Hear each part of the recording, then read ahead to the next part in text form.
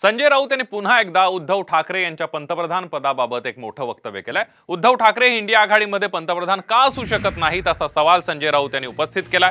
पंतप्रधान पदाची संधी उद्धव ठाकरे यांना मिळाली तर शरद पवारही पाठिंबा देतील असा दावा संजय राऊत यांनी केलाय। तर महाराष्ट्राला का मान मिळू नये असा सवाल करत त्यांनी याचा निर्णय इंडिया आघाडीमध्ये बसून घेतला जाईल असं म्हटलंय। इंडिया आघाडीमध्ये उद्धव ठाकरे पंतप्रधान पदाचा चेहरा होणार का, बघूया त्या संदर्भातला एक स्पेशल रिपोर्ट। उद्धव ठाकरे पंतप्रधान पदासाठी इच्छुक? तेव्हा जर का शिवसेना प्रमुख आणि आपण सर्वजण महाराष्ट्राच्या बाहेर सीमोल्लंघन केलं असतं तर न जाणं आज शिवसेनेचा पंतप्रधान दिल्लीत दिसला असता। ठाकरेंसाठी राऊतांचा पंतप्रधान पदावर दावा।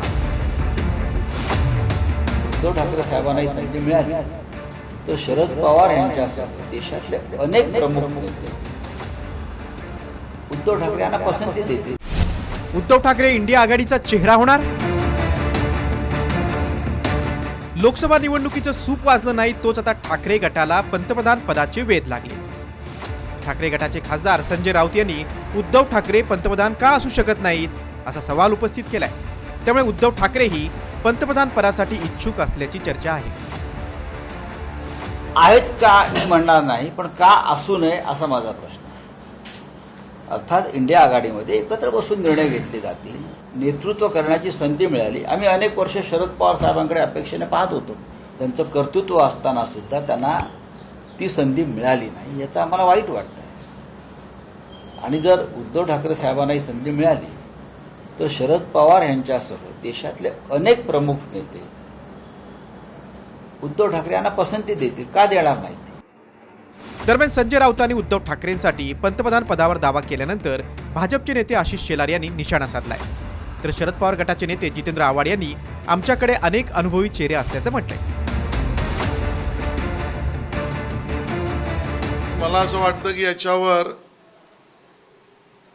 आजच्या संध्याकाळचा महाराष्ट्र की हास्य जत्राचा चांगला एपिसोड होऊ शकतो।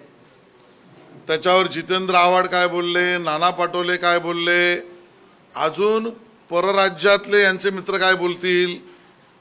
त्यामुळे पंतप्रधानपदी त्यांना एक उमेदवार नाही, प्रधानमंत्रीपदी एकमेकाच्या पायात पाय घालण्याची त्यांची स्पर्धा सुरू झाली आहे।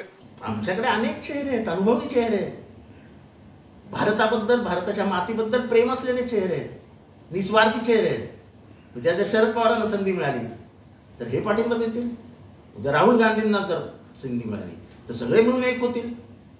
आणि म्हणून तर आम्ही पंतप्रधान पदाचा उमेदवारच जाहीर केला नाही, आमच्याकडे एकच चेहरा नाहीये।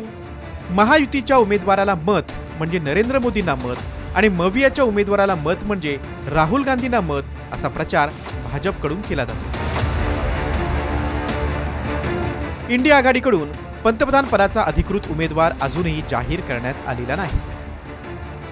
राहुल गांधी, ममता बॅनर्जी, अरविंद केजरीवाल 2019च्या पंतप्रधान पदाच्या शर्यतीत सहभागी होते। मात्र महाराष्ट्रातील सत्तांतर नाट्यानंतर उद्धव ठाकरे मोदींच्या विरोधात एक प्रखर चेहरा म्हणून समोर आले। शिवाय बाबरी मशीद पाडल्यानंतर बाळासाहेब ठाकरेंनी घेतलेली भूमिका सर्वश्रुत आहे। त्यामुळे नरेंद्र मोदींच्या हिंदुत्ववादी प्रचाराविरोधात उद्धव ठाकरे चांगला पर्याय ठरू शकतात। मात्र राजकारण फक्त शक्यतांवर चालत नाही, तेही तितकंच खरं आहे। 2014 आणि 2019च्या निवडणुकांच्या तुलनेत मोदींची लाट काहीशी ओसरलेली असली तरीही नजीकच्या काळातील इंडिया आघाडीचे मतभेद पाहता मोदींचं पारडं जड आहे। राहुल गांधींनी भारत जोडो यात्रेतून नरेंद्र मोदी विरोधात आपली उमेदवारी सादर केली आहे, तर इंडिया आघाडीमध्ये आपली डाळ शिजणार नाही म्हणून नितीश कुमारांनी भाजपची वाट धरली आहे। जागा वाटपावरून नाराज असलेल्या ममता बॅनर्जीने आपली भूमिका इंडिया आघाडीबाबत अजूनही स्पष्ट केली नाहीये। तर अरविंद केजरीवाल हे दारूच्या गुन्ह्यामध्ये जेलमध्ये आहेत, ते आता पंतप्रधानाच्या शर्यतीतून बाहेर पडलेत।